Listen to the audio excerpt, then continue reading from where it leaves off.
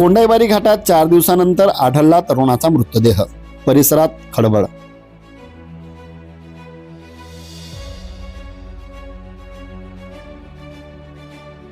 धुळे सुरत राष्ट्रीय महामार्गावरील कोंडाईबारी घाटातील 30 ते 35 फूट खोल दरीत 4 दिवसांपूर्वी बेपत्ता झालेल्या तरुणाचा मृतदेह सापडल्याने परिसरात एकच खळबळ उडाली आहे।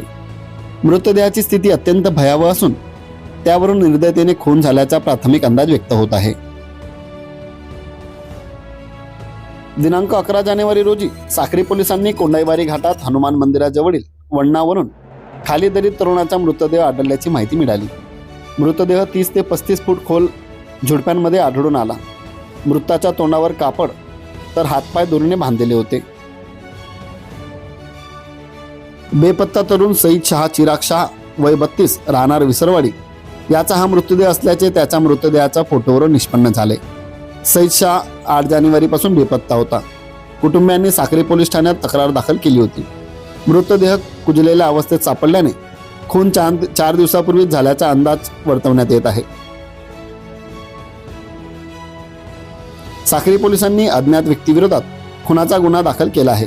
घटनेमागील कारण आणि मारेकऱ्यांचा शोध घेण्यासाठी तपास जलद गतीने सुरू आहे। शवविच्छेदन अहवालाच्या आधारे पुढील तपासाची दिशा ठरणार आहे।